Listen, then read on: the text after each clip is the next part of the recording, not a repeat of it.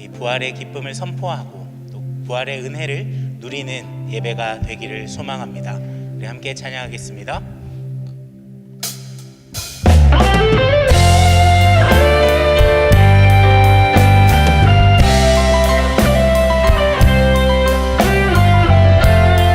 세상 권세 멸하시려 이 땅 가운데 오신 주님을 우리 함께 고백하기를 원합니다. 찬양합니다.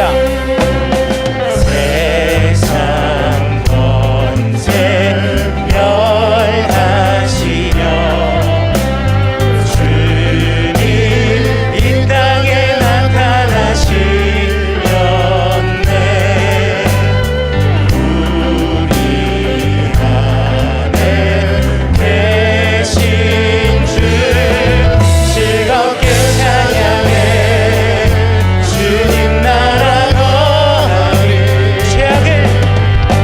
죄악을 이기셨네. 할렐루야 이기셨네. 죽음을 승리로 할렐루야 승리로. 모든 질병 고치셨네. 할렐루야 고치셨네. 주 다스리시네. 주님 보혈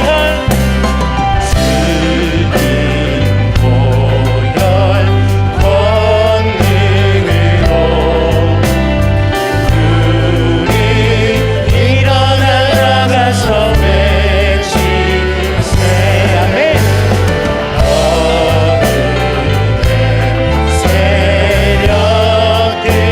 세력들은 모두 물러갔네. 승리하신 나의 주. 죄악을 이기셨네. 할렐루야 이기셨네. 죽음을 승리로 할렐루야 승리로. 모든 질병 고치셨네. 할렐루야 고치셨네. 주 다스. 우리 한 번 더 고백합니다. 죄악을 이기셨네. 죄악을 이기셨네.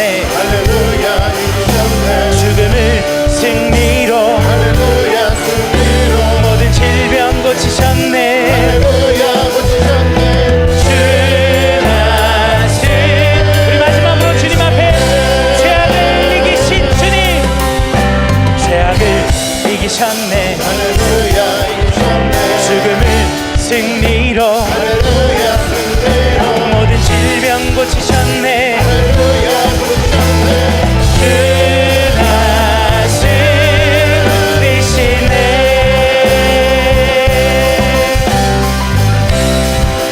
우리 함께 선포합니다. 온 땅과 만민들아 주의 음성 듣고 모두 기뻐하라. 산들과 나무들도 즐겁게 춤추며 함께 손뼉 쳐라.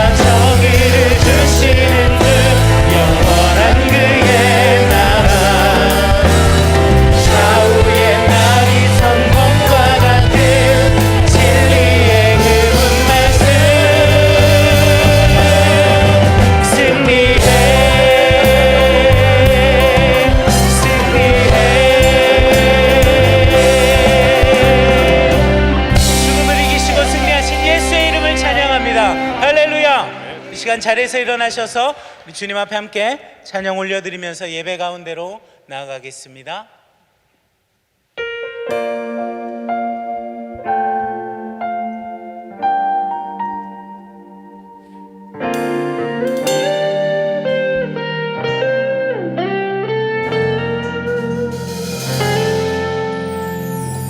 삶의 은혜도 무뎌지고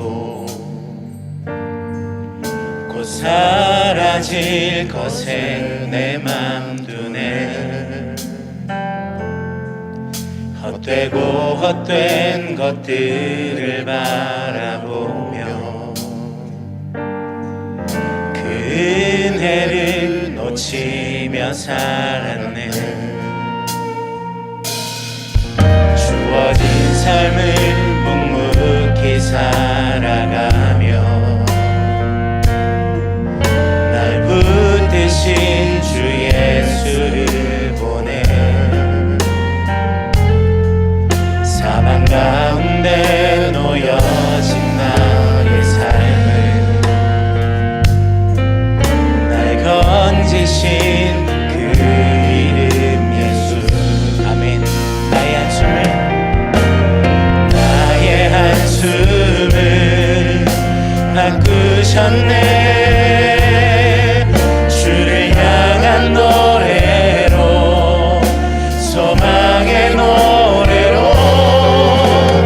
나의 눈물을 거두신 주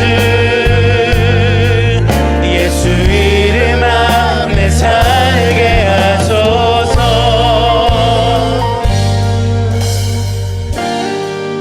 주어진 삶을 묵묵히 살아가며 날 붙드신 주 예수를 보내. 사방 가운데 놓여진 나의 삶을 날 건지신 그 이름. 아멘. 나의 한숨을 바꾸셨네. 나의 한숨을 바꾸셨네. 주를 향한 노래로, 소망의 노래로 나의 눈물을 거두신 주 예수 이름 안에 살게 하소서. 나의 한숨을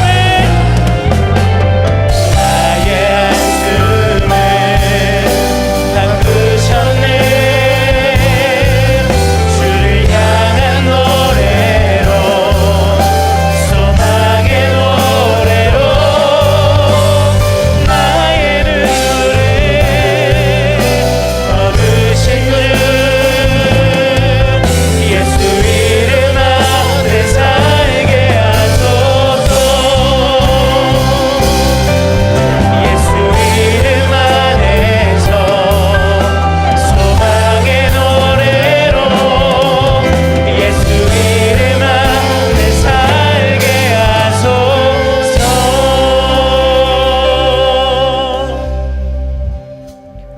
하나님은 영이시니 예배하는 자가 영과 진리로 예배할지니라. 아멘.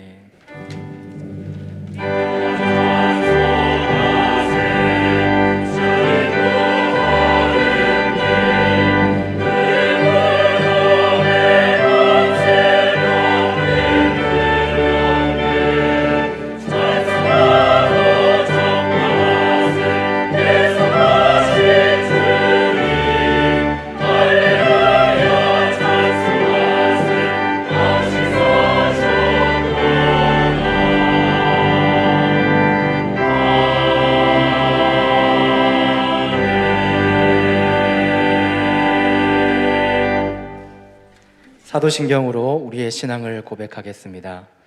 전능하사 천지를 만드신 하나님 아버지를 내가 믿사오며 그 외아들 우리 주 예수 그리스도를 믿사오니 이는 성령으로 잉태하사 동정녀 마리아에게 나시고 본디오 빌라도에게 고난을 받으사 십자가에 못 박혀 죽으시고 장사한 지 사흘 만에 죽은 자 가운데서 다시 살아나시며 하늘에 오르사 전능하신 하나님 우편에 앉아 계시다가 저리로서 산자와 죽은 자를 심판하러 오시리라.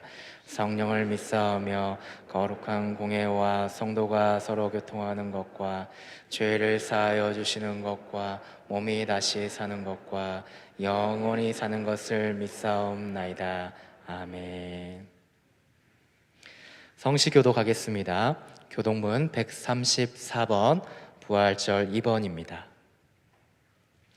내가 받은 것을 먼저 너희에게 전하였노니 이는 성경대로 그리스도께서 우리 죄를 위하여 죽으시고 장사 지낸 바 되셨다가 성경대로 사흘 만에 다시 살아나사 게바에게 보이시고 후에 12 제자에게와 그 후에 500여 형제에게 일시에 보이셨나니 그 중에 지금까지 대다수는 살아있고 어떤 사람은 잠들었으며 그 후에 야고보에게 보이셨으며 그 후에 모든 사도에게와 맨 나중에 만삭되지 못하여 난 자 같은 내게도 보이셨느니라. 그리스도께서 만일 다시 살아나지 못하셨으면 우리가 전파하는 것도 헛것이요 또 너희 믿음도 헛것이며 만일 그리스도 안에서 우리가 바라는 것이 다만 이 세상의 삶뿐이면 모든 사람 가운데 우리가 더욱 불쌍한 자이리라. 그러나 이제 그리스도께서 죽은 자 가운데서 다시 살아나사 잠자는 자들의 첫 열매가 되셨도다. 아멘. 찬송가 165장입니다. 찬송 1절, 3절 부르신 후에 예배를 위해서 김호수 장로님 기도해 주시겠습니다.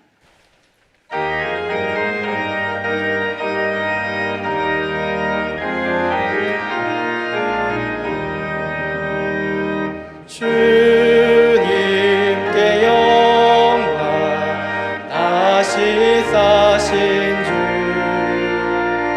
사망 권세 모두 이기시었네 흰 옷 입은 천사 돌을 옮겼고 누우셨던 곳은 비어 있었네 주님께 영광 다시 사신 주 사망 권세 모두 이기시었네 생명의 임금 영광의 주님 주님 없는 삶은 헛될 뿐이라 주의 사랑으로 세상 이기고 요단 건너보냐 가게 하소서 주님께 영광 다시 사신 주 사망 권세 모두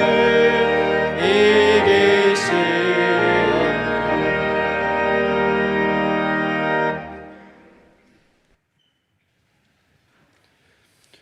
우리 하나님 아버지, 말씀이 육신이 되어 이 땅에 오셔서 우리 대신 십자가에 매달리셔서 부활하시고 구원과 영원한 생명을 허락하신 우리 아버지 앞에 무한 감사를 드립니다. 영원한 새 생명의 은혜가 충만한 부활주일에 우리 아버지께 감사하며 엎드리오니 우리 하나님 아버지 홀로 영광 받으시옵소서. 십자가와 그 부활을 통해서 완성된 구원의 기쁨이 이 예배 가운데 충만하기를 간절히 소원합니다. 하나님 아버지, 지난 특세를 통해서 우리 목사님 붙들어 주시고 한량없는 주의 인내하심을 맛보아 알며 아버지를 알아가게 하셨으니 주님 감사합니다. 아버지를 떠나서 우리 힘들고 어려운 상황 가운데서도 아버지를 멀리한 오르바의 길을 가지 않게 하시고 우리 시어머니의 옷자락을 잡고 먼 이방 그 땅까지 함께 따라 나셨던 그 작은 믿음을 보시고 우리 하나님 기억하시며 보아스를 예비하신 하나님, 오벳을 선물하신 하나님, 한량없는 슬픔이 변하여 기쁨으로 채워주시며 회복시키신 그 하나님 아버지가 우리 아버지신 것을 오늘 또 기억하며 오늘 또 간절히 우리 아버지 믿음의 옷자락을 잡는 저희들이 되기를 간절히 우리 주님 소원합니다. 하나님 행여나 저희들이 영적인 모압 땅에 머물고 있거든 속히 일어나 인내하신 주 예수 그리스도의 땅 베들레헴으로 저희들이 돌아갈 수 있는 힘과 믿음을 주님 허락하여 주시기를 원합니다. 하나님 아버지, 오늘 또 귀한 목사님 단위에 세우심을 감사합니다. 부활의 주님 선한 목자, 그분이 우리 아버지 되시며 그 아버지로 말미암아 오늘 또 우리의 생명이 부여해지며 부활의 생명이 움돋는 귀한 생명의 말씀으로 역사해 주시기를 간절히 소원합니다.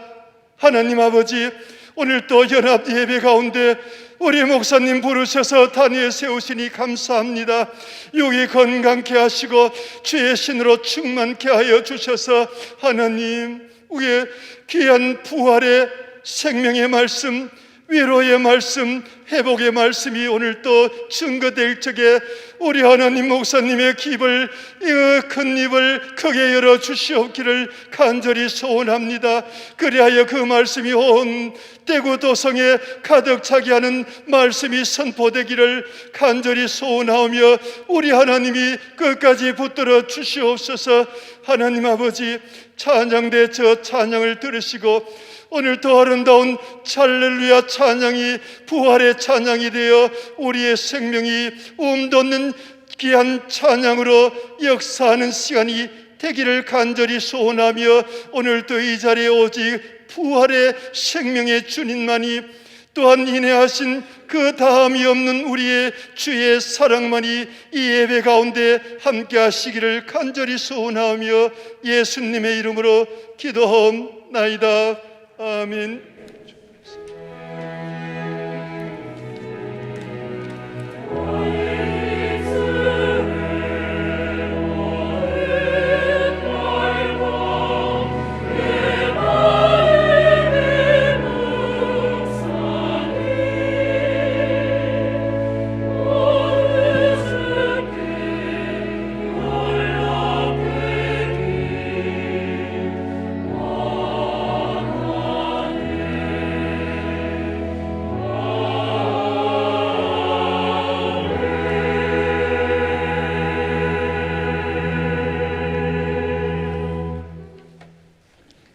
교회 소식 전해드리겠습니다. 주보 이면을 참고해 주시기 바랍니다.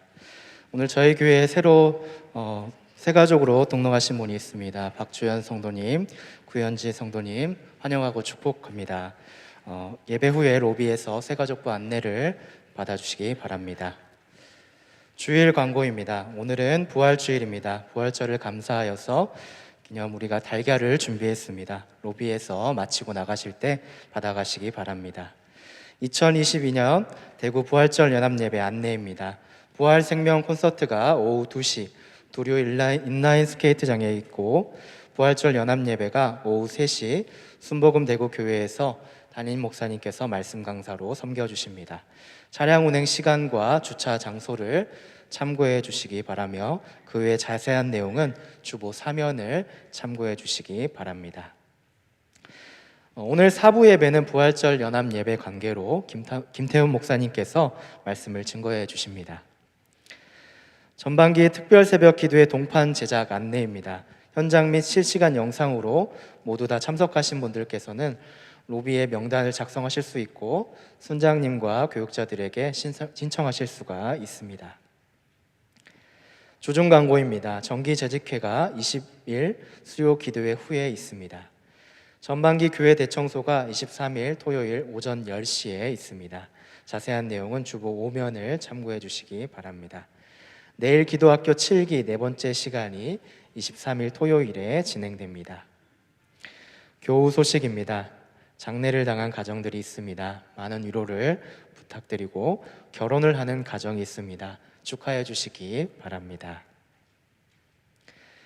담임 목사님 동정입니다. 대구 서현교회 임직 감사 예배를 위해서 말씀으로 섬겨 주십니다. 기도해 주시기 바랍니다. 나눔의 장입니다. 기아 대책과 함께하는 산불 피해 지역 희망 상자 나눔으로 후원금 500만 원을 전달하였습니다. 라파부 장애인날 나눔 행사를 진행하였습니다. 이후 자세한 광고는 주보를 참고해 주시기 바랍니다. 오늘 우리에게 주시는 하나님의 말씀은 시편 23편 1절에서 6절까지의 말씀입니다. 구약 성경 818면에 있습니다. 우리 읽기는 1절에서 6절까지인데 제가 봉독하도록 하겠습니다. 여호와는 나의 목자시니 내게 부족함이 없으리로다. 그가 나를 푸른 풀밭에 누이시며 쉴만한 물가로 인도하시는도다. 내 영혼을 소생시키시고 자기 이름을 위하여 의의 길로 인도하시는도다. 내가 사망의 음침한 골짜기로 다닐지라도 해를 두려워하지 않을 것은 주께서 나와 함께 하심이라. 주의 지팡이와 막대기가 나를 안위하시나이다.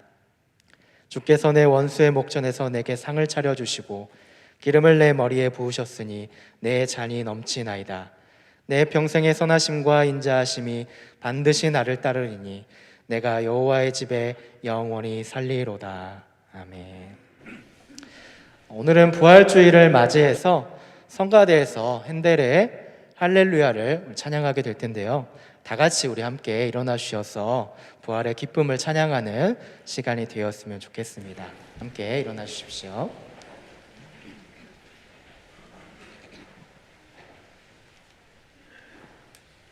할렐루야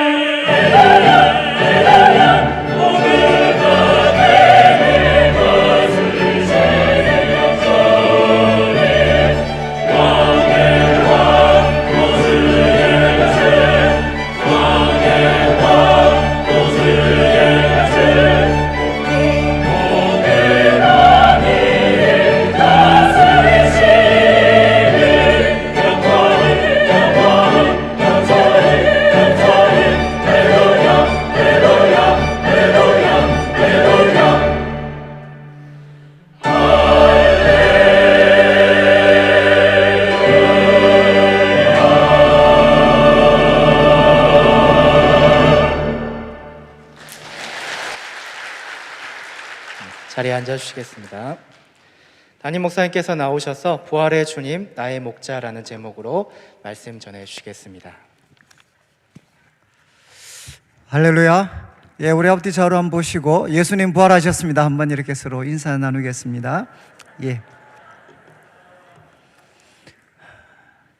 예, 오늘 제가 이제 3부 예배 마치면 이제 가서 또 부활절 연합 예배 이제 설교를 해야 됩니다. 지금 제 머릿속에 이 설교 두 편이 들어가 있어 가지고 저도 지금 좀 혼란스럽고 이 설교가 나왔다 저 설교가 나왔다가 조금 이제 혼란스러운데 여러분들이 그 기도를 많이 해 주시면 좋겠습니다. 오늘 우리가 그 시편 23편 이제 말씀을 나누게 되는데 아마 우리 성도님들 생각에는 조금 의아하실 수 있습니다. 오늘이 부활주일인데 이제 이 시편 23편이 좀 무슨 연관이 있나? 그래서 우리가 전반부에는 우리가 시편 23편 말씀을 좀 나누고 또 이 23편이 이제 부활하신 주님과 좀 무슨 연관이 있는지 저희들이 좀 마지막으로 좀 다루도록 그렇게 하겠습니다.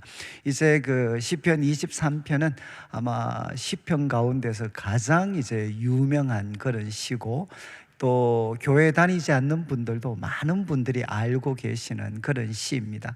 그런데 이 시편 이제 23편은 다윗이 언제 이렇게 기록을 했을까?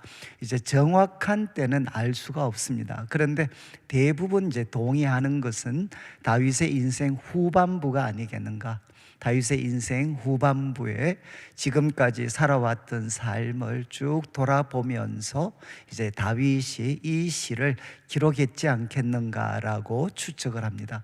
그렇다면 이제 이 시편 23편에는 어떤 유명한 목사님은 다윗의 간증, 참 평생의 그 간증이 이 시 속에 담겨져 있고 또 한편으로는 다윗 삶의 이제 비결이죠, 비결.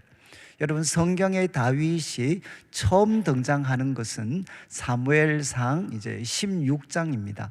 사무엘상 16장에 다윗이 처음 등장을 하는데 그때 모습은 뭔가 하면 이제 그 집안에 경사가 있었습니다.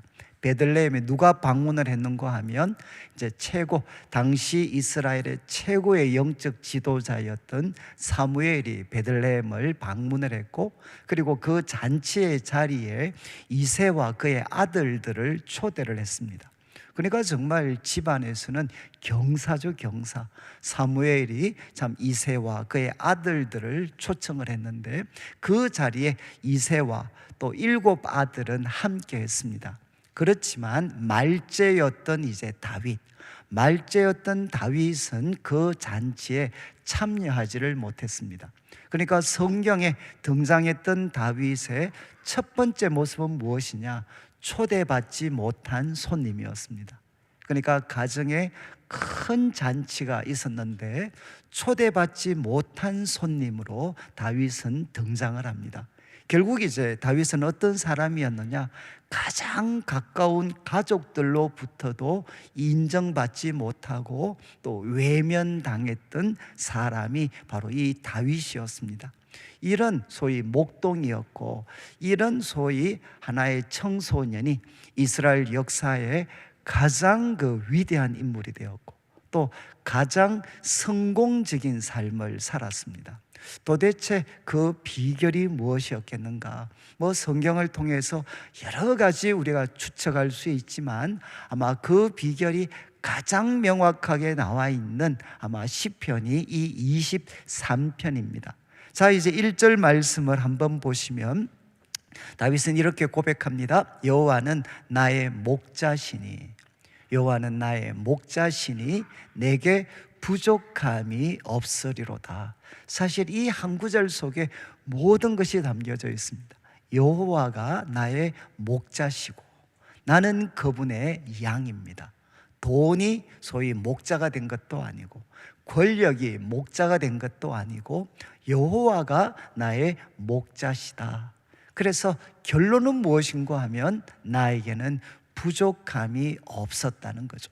여기에 여호와는 나의 목자라는 이 표현은 이제 다윗의 독창적인 표현이 아닙니다. 다윗이 처음 사용했던 독창적인 표현이 아니고 이스라엘 역사의 깊은 뿌리를 두고 있는 표현입니다. 그래서 성경에 제일 먼저 이 표현이 등장한 것은 우리 창세기 48장인데 창세기 48장 15절 말씀을 한번 보시면 여기 그는 이제 야곱입니다. 야곱이 이제 삶의 마지막 순간에 요셉, 그가 가장 사랑했던 아들 요셉, 그가 낳았던 두 아들, 그러니까 이제 요셉의 두 아들을 축복해 줄 때 이렇게 표현을 합니다. 내 조부 아브라함 그리고 아버지 이삭이 섬기던 하나님. 이것만 해도 정말 가슴이 쨍하죠. 우리 할아버지 아브라함이 섬겼고 우리 아버지 이삭이 섬겼던 하나님. 그리고 이렇게 표현합니다. 나의 출생으로부터 지금까지. 지금 다윗 이제 그 야곱의 나이가 130을 훌쩍 넘었죠. 나의 출생부터 지금까지 나를 기르신 하나님. 여기 기른다라는 표현이 뭔가 하면 목자라는 표현입니다. 바로 출생부터 지금까지 나의 목자가 되신 하나님. 바로 이 하나님의 이름으로 이제 야곱은 요셉의 두 아들을 축복을 하게 됩니다. 그리고 하나님은 목자시다라는 이 믿음의 고백이 생생했던 때가 언젠가 하면 이제 출애굽과 광야입니다. 출애굽과 광야 40년의 시간. 그래서 시편 78편 이제 52절을 한번 보시면 이제 시인이 이렇게 고백합니다. 그가 하나님이시죠. 하나님은 자기 백성은 양같이 인도하여 내시며, 이것은 출애굽입니다. 하나님께서 이스라엘 백성들을 출애굽시키실 때 양같이 그들을 인도하셨다. 그 다음 광야 40년이죠. 광야에서 양떼같이 그들을 지도하셨다. 여러분, 하나님께서 광야에서 양떼같이 지도하셨으면 하나님은 어떤 분이십니까? 바로 목자가 되신 분이시죠. 하나님은 정말 목자시다. 이것은 야곱 이래. 그리고 이스라엘 백성들이 정말 출애굽과 광야 40년의 세월을 거치면서 하나님 백성들이 가졌던 놀라운 고백 중에 하나가 바로 목자이신 하나님이십니다. 그런데 다윗은 여기서 참 귀한 것은 대부분 하나님을 목자라고 표현할 때는 공동체와 관련해서 우리라는 표현을 많이 사용하는데, 다윗은 바로 여호와는 나의 목자시다 라고 해서 그 신앙 고백을, 이스라엘 백성의 신앙 고백을 자기의 것으로 만들었습니다. 하나님은 나의 목자십니다. 결과는 부족함이 없다. 이것은 다윗이 참 즐겨 사용을 했는데, 시편 34편 9절 10절을 보시면 다윗이 이렇게 이야기합니다. 너희 성도들아 여호와를 경외하라. 그를 경외하는 자에게는 무엇이 없습니까? 부족함이 없도다. 그리고 10절도 보시면 젊은 사자는 궁핍하여 줄일지라도 여호와를 찾는 자는 모든 좋은 것에 부족함이 없을 것이다. 그러니까 하나님 백성이 누리는 가장 복된 상태를 표현할 때 이 상태, 이 표현을 사용합니다. 모든 좋은 것에 부족함이 없을 것이다. 그런데 여러분, 바로 이 고백도 이스라엘 역사 가운데 철저하게 뿌리를 두고 있습니다. 이 표현이 언제 사용되느냐? 신명기를 한번 보시면 신명기 2장 7절, 이것은 다 모세가 죽기 전에 곧 가나안에 들어가게 될 이스라엘 백성들에게 마지막 설교를 한 것이 신명기입니다. 그런데 신명기 앞부분은 지난 40년의 광야 생활을 모세가 기술을 합니다. 그때 이렇게 이야기합니다. 내 하나님 여호와께서 내가 하는 모든 일에 복을 주시고, 그리고 내가 이 큰 광야에 두루 다님을 알고, 그리고 하나님께서 이 40년 동안 너희와 함께 계셔서 결과가 무엇이죠? 너가 부족함이 없었다. 여러분, 광야 40년을 모세가 요약하면서 사용했던 표현, 너희는 그 많은 사람이 그 큰 광야를 그 긴 세월 동안 보냈지만 하나님이 함께 하셨을 때 너희는 부족함이 없었다. 사실은 이 고백이 이스라엘 백성들 가운데는 깊이 내재되어 있습니다. 하나님을 모시게 되면 어떻게 되느냐? 우리가 어떤 삶의 자리에 처한다 할지라도 우리는 부족함이 없게 됩니다. 이제 다윗은 1절에서 고백을 했습니다. 여호와가 나의 목자이십니다. 나는 부족함이 없습니다. 그런데 재밌는 것은 이제 이 시편 23편은 시제가 굉장히 중요합니다. 이 동사의 시제. 그래서 우리 번역은 여호와는 나의 목자시 내가 부족함이 없으리로다 현재로 번역을 했고, 또 영어 번역들은 상당수가 미래로 번역하기도 합니다. 그런데 여기 사용되어진 동사의 이 시편 23편에 사용되어진 대부분의 동사는 이제 우리는 이런 표현이 잘 없는데 미완료입니다. 미완료, 안일 미자의 완료, 아직 완료되지 않는 동사입니다. 그러니까 이것은 과거로부터 시작을 해서 완료되지 않은 상태를 표현할 때 미완료를 사용하죠. 이 동사의 강조점은 어디냐? 바로 지속성에 있습니다. 지속성. 과거로부터 시작을 해서 현재도 지속되고, 그리고 앞으로 미래도 지속되어질 때 이 미완료를 사용합니다. 다윗은 고백합니다. 여호와께서 나의 목자시기 때문에 나는 부족함이 과거에도 없었고 지금도 지속되고 그리고 앞으로 미래에도 지속될 것이다. 그런 다음 이제 2절부터 5절까지는 목자이신 하나님께서 자신의 삶을 어떻게 인도하셨는가 하는 것을 세 부분으로 나누어서 설명을 합니다. 장소와 연관이 되는데 2절과 3절은 말 그대로 광야입니다. 광야. 여러분, 이스라엘 땅의 대부분은 이제 강수량이, 연간 강수량이 300mm가 채 되지 않는 아주 거칠고 메마른 땅입니다. 그리고 험하고 위험한 땅이죠. 그런데 이 광야와 같은 이 광야 거친 곳에서 목자는 어떻게 하느냐? 양을 바로 아름답게 인도를 합니다. 그것처럼 이제 목자이신 하나님께서는 광야와 같은 인생, 우리 3주 동안 살폈던 시편 20편에는 22편에는 죽을 것 같은 상황에도 다윗이 참 여러 번 놓여졌었죠. 이런 거친 세상 속에서도 하나님께서는 다윗을 인도해 주셨습니다. 2절 말씀을 보시면 이렇게 표현합니다. 그가 나를 푸른 풀밭에 누이셨습니다. 여러분, 강수량이, 연간 강수량이 300mm도 채 되지 않는다면 거기에서 푸른 풀밭을 찾는 것은 목자, 이 양 혼자의 힘으로는 거의 불가능하죠. 그런데 바로 선한 목자이신 하나님께서 푸른 풀밭에 그를 누이셨다는 거죠. 그에게 풍성한 꼴로 채워주셨다는 겁니다. 우리가 자막에 에스겔서 말씀이 하나 나올 텐데, 이제 에스겔 34장 13절 14절 이 말씀은 여러분 나중에 이스라엘 백성들이 바벨론 포로가 되었다가 다시 돌아옵니다. 하나님께서 망했던 이스라엘이 다시금 돌아오게 될 것을 예언하시면서 어떤 일이 일어날 것이냐, 13절 보면 그들이 돌아올 거다, 본토에 올 거다. 14절을 보시죠. 본토에 와서 무엇 할 것이냐? 좋은 꼴을 먹을 것이다.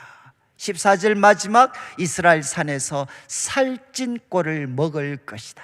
여러분, 망했던 이스라엘에게 다시금 미래에 대한 소망을 주면서 돌아오게 될 텐데, 돌아오면 어떤 일이 일어나느냐? 너희는 살찌고 좋은 꼴을 먹일 것이다. 제가 이 말씀을 소개해 드리는 것은 이스라엘 백성들에게 가장 복된 상태는 무엇이냐? 바로 푸른 풀밭에 누이는 것, 풍성하고 좋은 꼴로 그들이 배부르게 되는 것이 그들이 꿈꿨던 복된 모습 중에 하나였죠. 하나님은 다윗을 바로 이렇게 인도하셨다는 겁니다. 그리고 두 번째는 마실 물입니다. 물에 대해서 2절 후반부 쉴만한 물가로 하나님께서는 그를 인도해 주셨습니다. 이 쉴만한 물가는 무엇이냐? 물이 잔잔해서 양이 편안하게 먹을 수 있는 물입니다.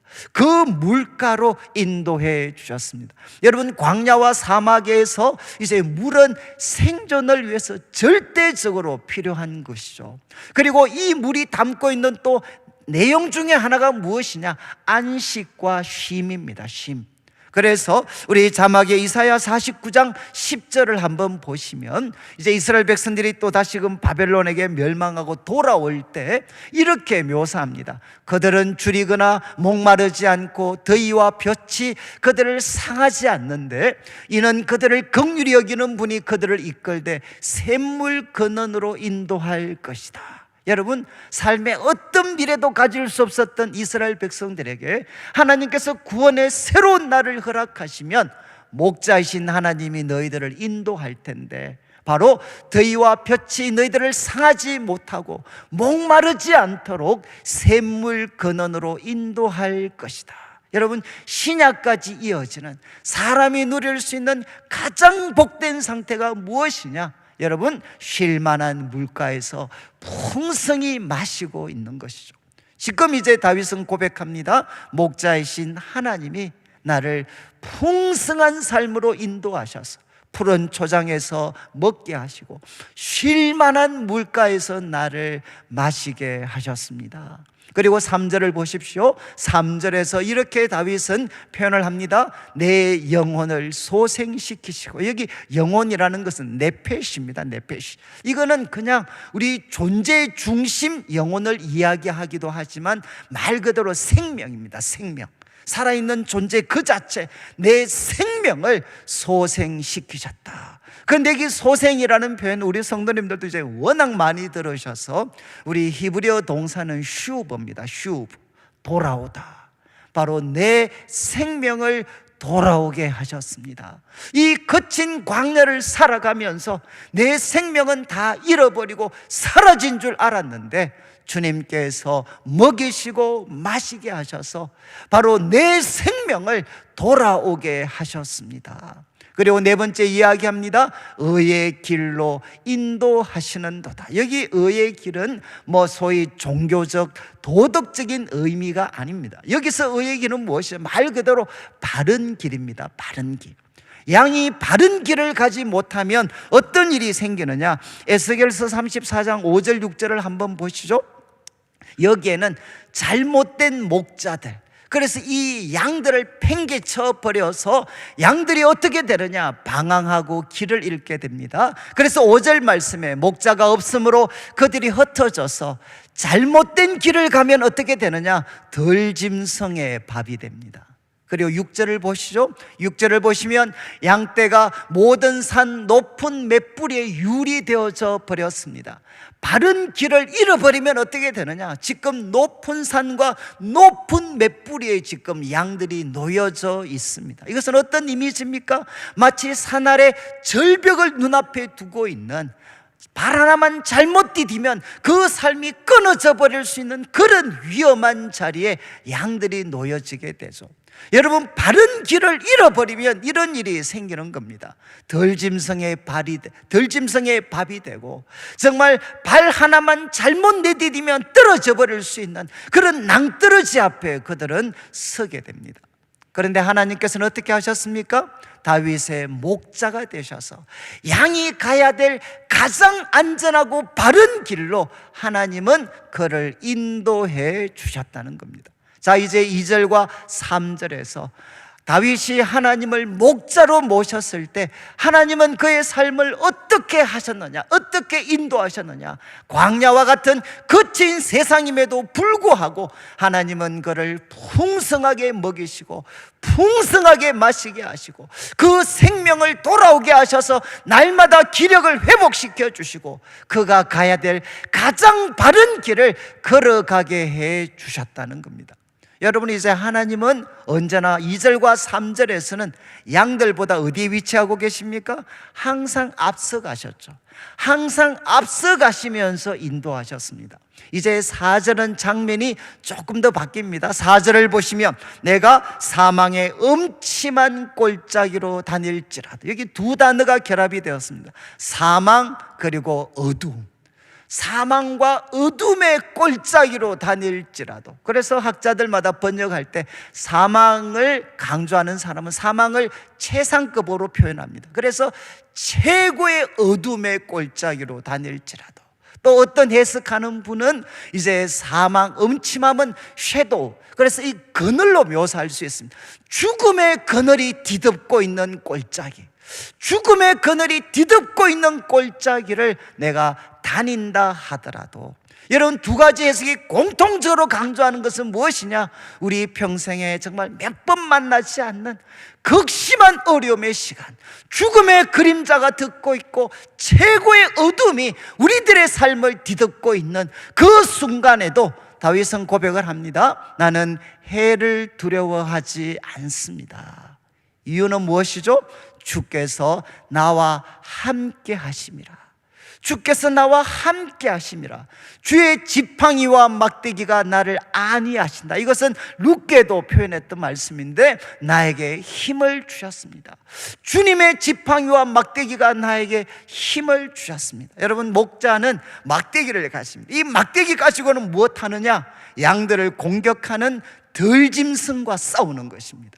그리고 지팡이는 무엇을 하겠습니까? 방향을 인도해 줍니다. 그리고 또 양이 미끄러져서 위험한 곳에 떨어지게 되면 이 지팡이가 좀 구부러져 있잖아요. 그 구부러진 것으로 양을 이렇게 끄집어 올립니다.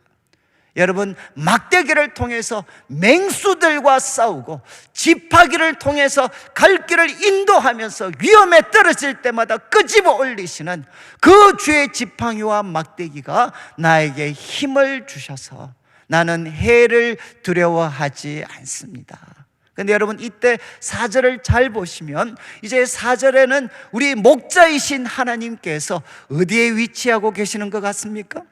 2절과 3절에는 앞서 가셨던 목자이신 하나님께서 4절은 어디에 위치하고 있습니까? 앞이 아니라 바로 곁에 계시죠. 앞에 계셨던 주님이 사망의 음침한 골짜기를 갈 때는 바로 곁에서 같이 걸어가고 계십니다. 지금 이제 우리 성경을 보면 우리 인생이 사망의 어두운 그 캄캄한 골짜기를 만날 때 주님이 함께 하신다라는 것은 다윗만의 경험이 아닙니다. 많은 성도들이 경험했던 것이요, 대표적인 것이 창세기 28장 15절을 보시면, 여러분, 이제 야곱이 그 인생에 참 캄캄했던 순간 중에 하나는 형 에서의 미움을 받아서 결국 고향을 떠나 외삼촌 집으로 갈 때입니다. 그러다가 노숙을 하게 됐죠. 그 캄캄했던 순간에 하나님께서 꿈 가운데 찾아오십니다. 그리고 나서 이렇게 말씀하시죠. 15절, 내가 너와 함께 있겠다. 너가 어디로 가든지 너를 지키고 너를 이끌어 이 땅으로 돌아오게 할 거고, 내가 너에게 허락한 것을 다 이룰 때까지는 너를 떠나지 않게 하겠다. 여러분, 캄캄한 골짜기를 만났던 야곱에게 주님이 찾아오셔서 약속하신 것이 무엇이냐? 내가 너와 함께 있겠다. 내가 너를 떠나지 않겠다라고 말씀하셨습니다.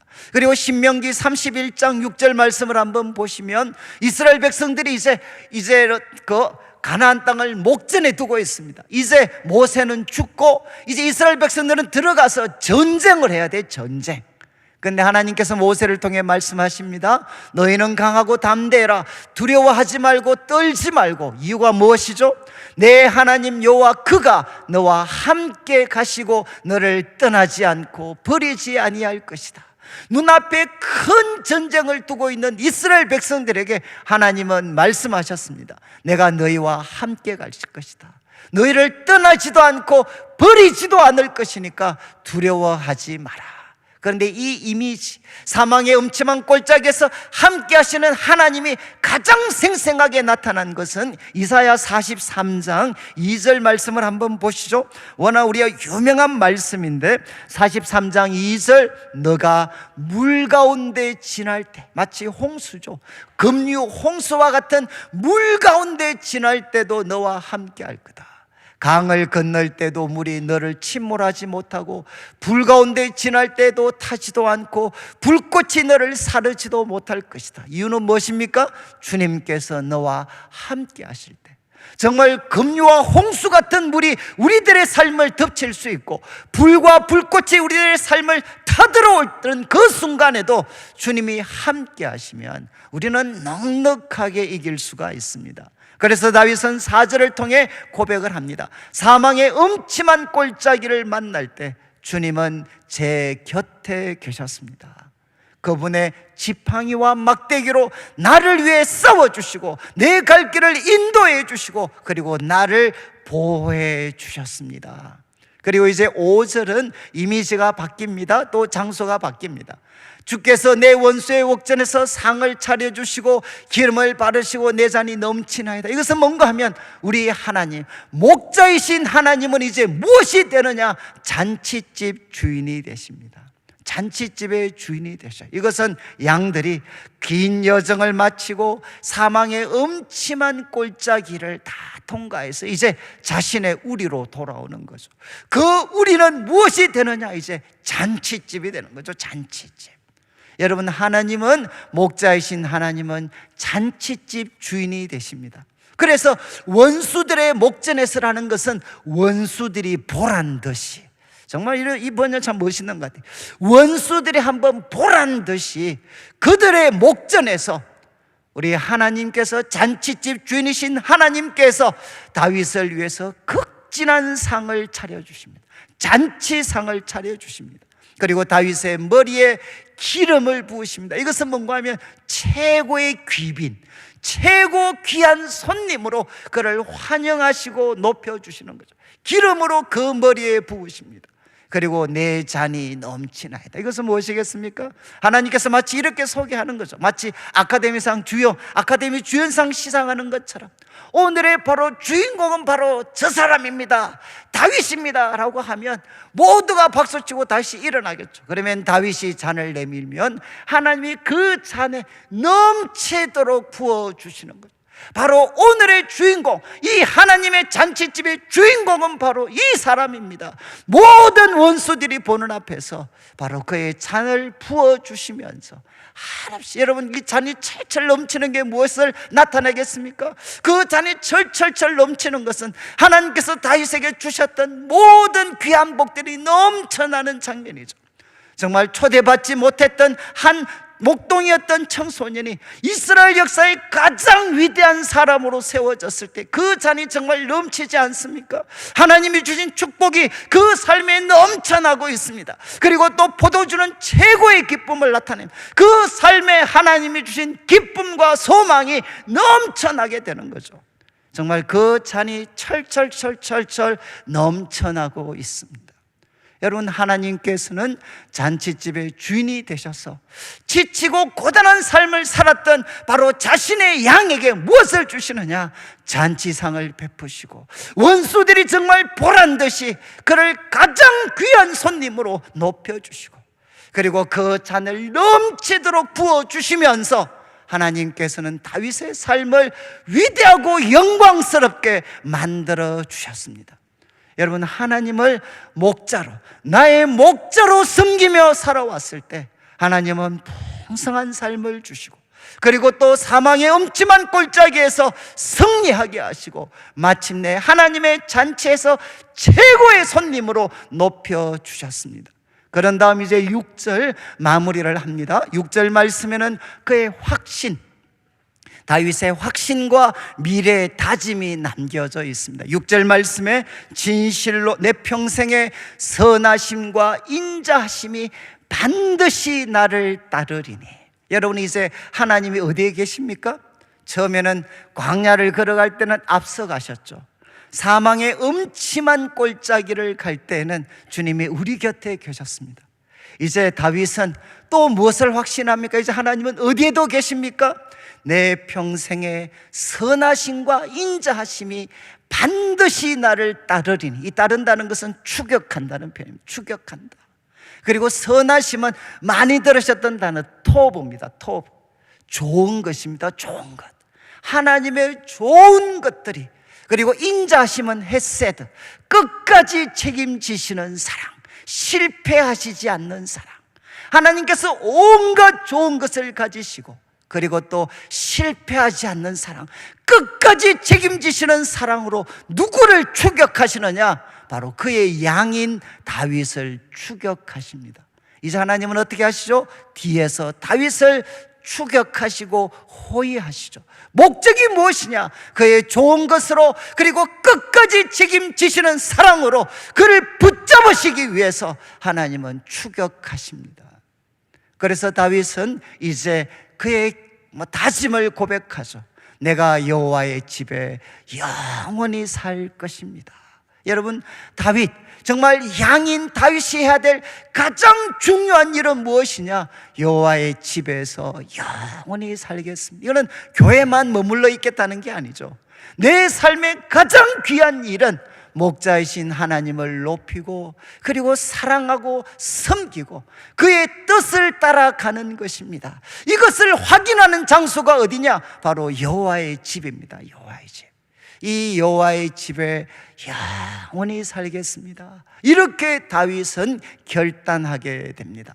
저는 우리 성도님들께서 바로 이 다윗의 고백이 우리 성도님들의 고백이 되어서 바로 살아계신 하나님을 우리들의 목자로 삼으면, 변함없으신 목자 우리 하나님께서는 우리 성도들의 삶을 풍성하게 사망의 꼴짜기에서 지켜주시고, 그리고 잔치집의 주인으로 하나님이 높여주시며 그분의 선하심과 그분의 인자심이 추격하는 삶을 우리는 살아갈 수 있습니다. 그런데 이제 마지막 한 가지 질문이죠. 이것이 부활절과 무슨 연관이 있는가? 여러분, 이제 우리 성경학자들 중에 많지는 않으시지만, 여러분 22편은 누구도 부인하지 않습니다. 이것은 예수님의 고난을 바로 예표한 것입니다. 그러면 24편은, 우리가 다음 주 살펴볼 24편은 무엇과 연관이 되어 있느냐? 영광송입니다. 영광송. 문들아 머리 들으라, 바로 영광의 왕이 들어가실 것이다. 영광에 대한 노래입니다. 그러면 23편은 결국 무슨 노래냐? 이것은 승리의 노래입니다. 승리의 노래.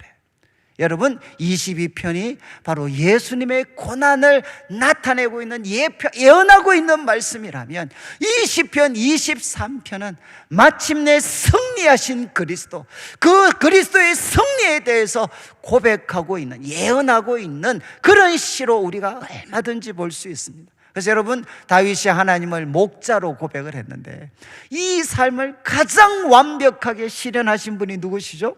바로 예수님이십니다. 예수님의 삶은 이 시편 23편으로 압축될 수 있습니다.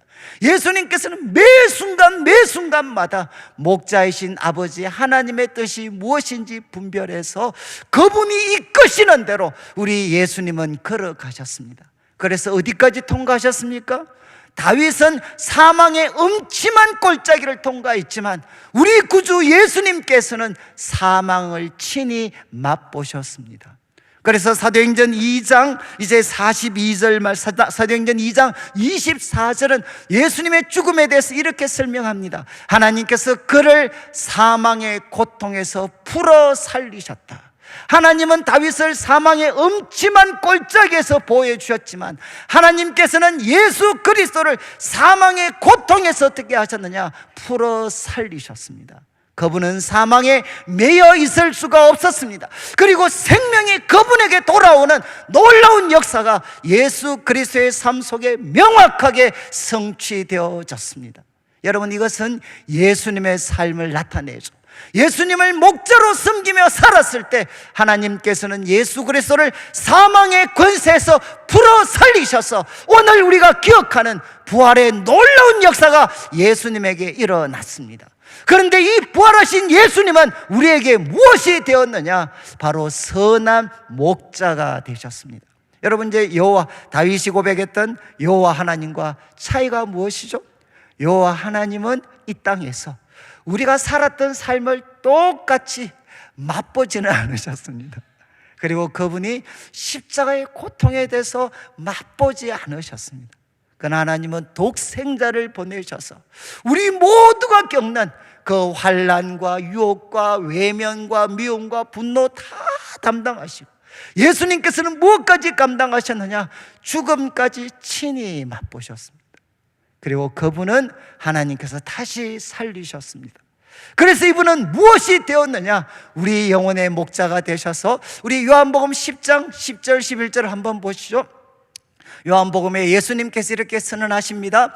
도둑이 오는 것은 도둑질하고 죽이고 멸망시키는 것이지만 내가 온 것은 양으로 생명을 얻게 하고 더 풍성히 얻게 하려는 것이다. 여러분, 하나님께서 예수님을 보내신 목적이 무엇이냐?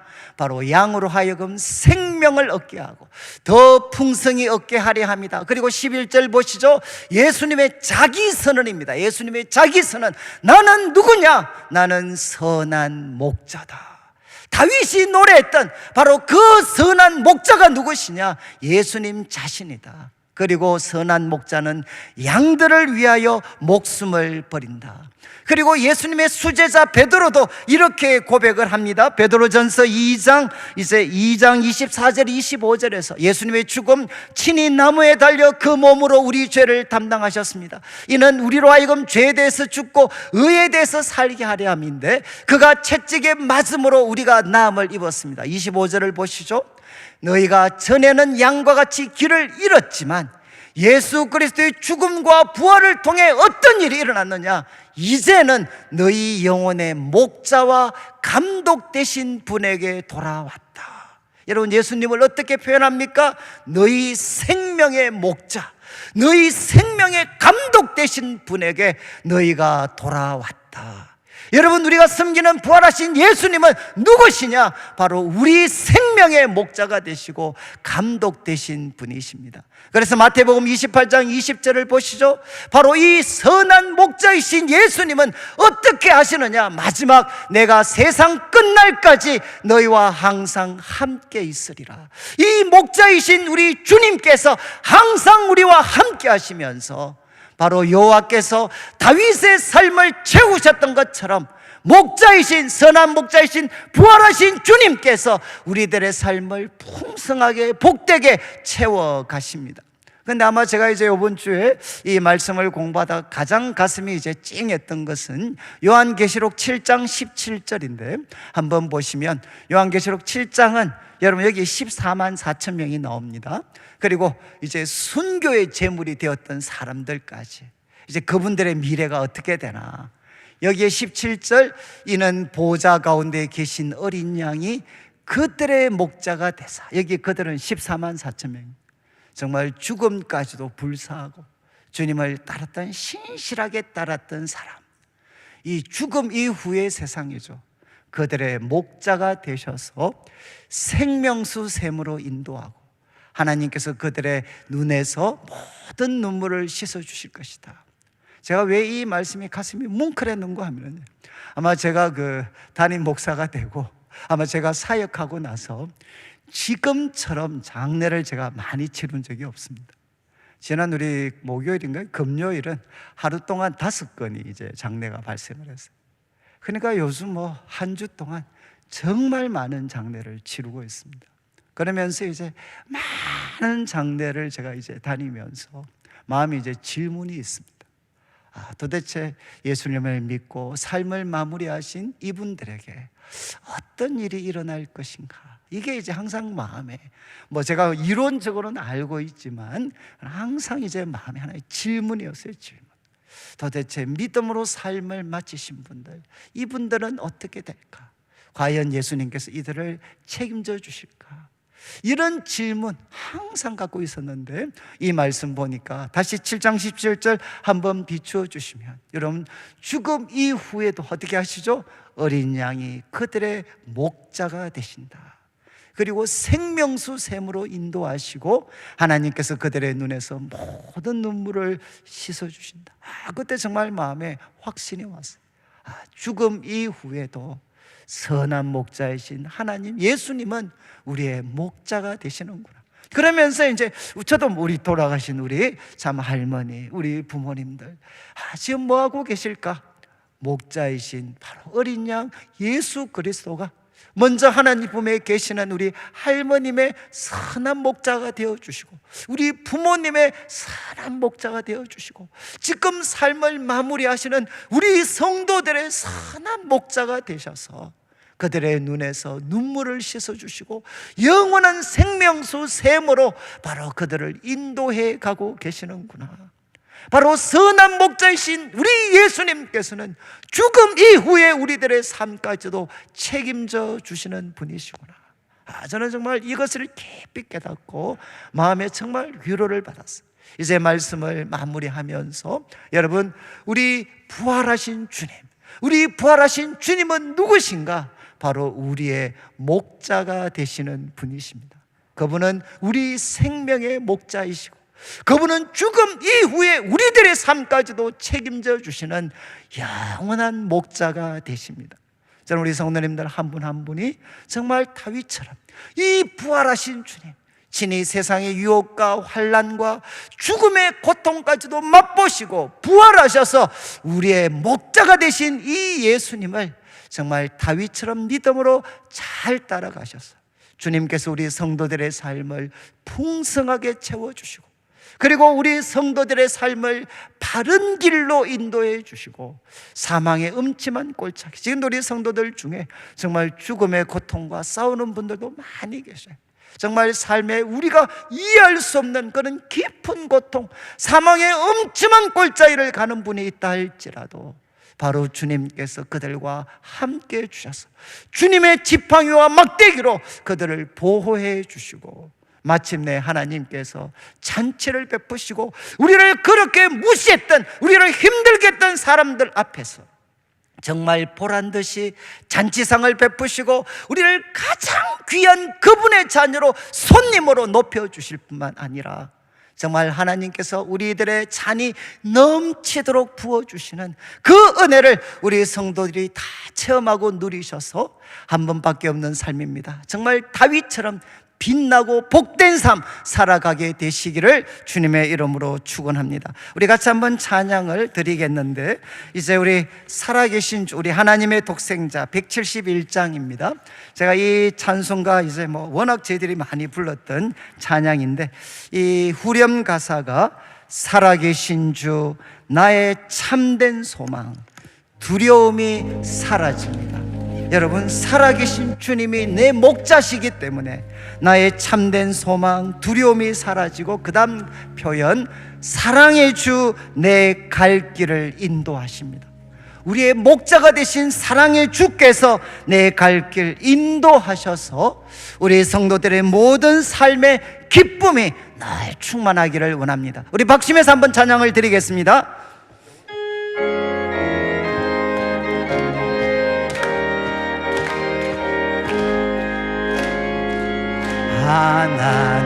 하나님의 독생자 예수 날 위하여 오시었네.